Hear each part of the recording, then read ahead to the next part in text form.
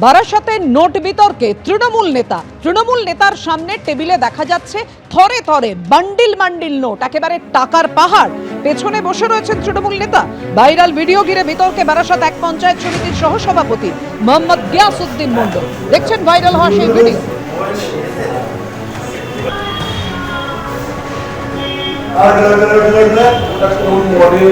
অনেকগুলো মডেল আছে, একেবারে ওটা ক্যাশে দেবে না ফাইন্যান্সে দেবে?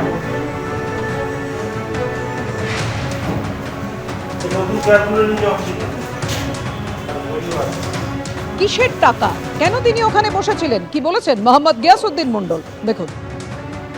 ছবিতে দেখা যাচ্ছে আপনি টাকার পাহাড়ের সামনে বসে আছেন, এটা কি বিষয়টা? না, টাকার পাহাড় আমি টোটাল পাশে বসে আছি। এটা 2022 সালের পুরনো ছবি। মানে আমার অনেক বন্ধু বান্ধব ওই মানে একটা জমি কিনেছিল, সেই জমির টাকা পয়সা লেনদেন চলছিল, এইটুকু জানি। একেবারে বান্ডিল বান্ডিল টাকা দেখতে পাচ্ছেন, টাকার পাহাড় বলাই চলে। আর তার পেছনে বসে রয়েছেন তৃণমূল নেতা। ভাইরাল ভিডিও ঘিরে বিতর্কে বারাসাত এক পঞ্চায়েত সমিতির সহসভাপতি মোহাম্মদ গিয়াসউদ্দিন মণ্ডল। আর তার পাশে বসে রয়েছেন একজন ব্যবসায়ী, যাকে ফোনে কথা বলতেও দেখা যাচ্ছে। তার কি বক্তব্য দেখুন। বছর দুয়েক আগের ভিডিও এটা। এগুলো একটা জমির লেনদেনের টাকা, যতটুকু মনে পড়ছে আমার, যে জমিতে একটা ইনভেস্টমেন্ট ছিল, সেইটা নিয়েই এই টাকাটা আছে। গিয়াসউদ্দিন মণ্ডল ওই জমির পার্টনার ছিল। এটা ওই যে অফিসটা ছিল ওটা আমারও অফিস না, ওটা কাজীপাড়ার একটা জায়গা ছিল। তা ওই কাজীপাড়ায় বসেই আমরা ওটাকে ওই টেবিলে বসেছিল, আমি বসে ওখানে গল্প করছিলাম।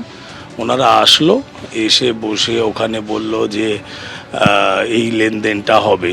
এখন কি বিষয়ে লেনদেন কেন হয়েছে সেটা আমার খুব জানা নেই।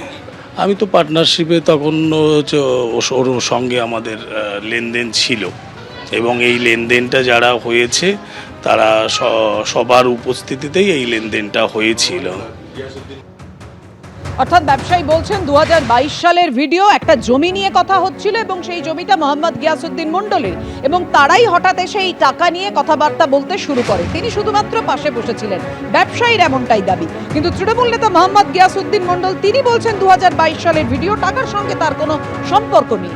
এই নিয়ে রাজনৈতিক তরজা তুঙ্গে। এবং গিয়াসউদ্দিন মণ্ডল তৃণমূলের নেতা, উনি পঞ্চায়েত সমিতির সহসভাপতি, কিন্তু উনি একজন জমি মাফিয়া। ওনার কাছ থেকে এই ধরনের টাকা যে পাওয়া যাবে এটাই স্বাভাবিক, কারণ তৃণমূল আজকে বাংলাকে লুট করছে। এই গিয়াসউদ্দিন মণ্ডল তারই প্রমাণ। অনুব্রতকে আমরা যেভাবে দেখেছি, যেভাবে আমরা পার্থ চ্যাটার্জিকে দেখেছি, ঠিক একই রকমভাবে তৃণমূল আজকে বাংলাকে এইভাবে লুটের রাজ্যত্বে পরিণত করেছে।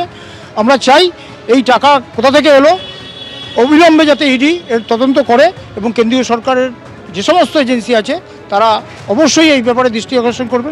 যদি এরকম কিছু থেকে থাকে, আমাদের দলের যদি কেউ হয় বা বিশেষ করে নির্বাচিত জনপ্রতিনিধি হয়, নিশ্চয়ই দল তার বিরুদ্ধে ব্যবস্থা নেবে এবং তার বিরুদ্ধে আমরা অ্যাকশন নেব। বাবলু তো ক্লার্ক, স্কুলের মাওলানা Azad high school, Abul Kalam Azad high স্কুলের ক্লার্ক। তো এমনি আমাদের সহসভাপতি এবং আমাদের ক্লার্কের কাজ করে, এটাই জানি। নিশ্চয়ই যদি টাকার পাহাড়ের সামনে বসে থাকে তাহলে বেআইনি টাকা হবে, কারণ একটা ক্লার্ক হয়ে টাকার পাহাড়ের সামনে বসে থাকা এটা তো কোনো মতেই মেনে নেওয়া যাবে না। যদি এই ধরনের কিছু হয় খোঁজখবর নেব, আমি দলকে জানাবো, নিশ্চয়ই তার বিরুদ্ধে ব্যবস্থা হবে।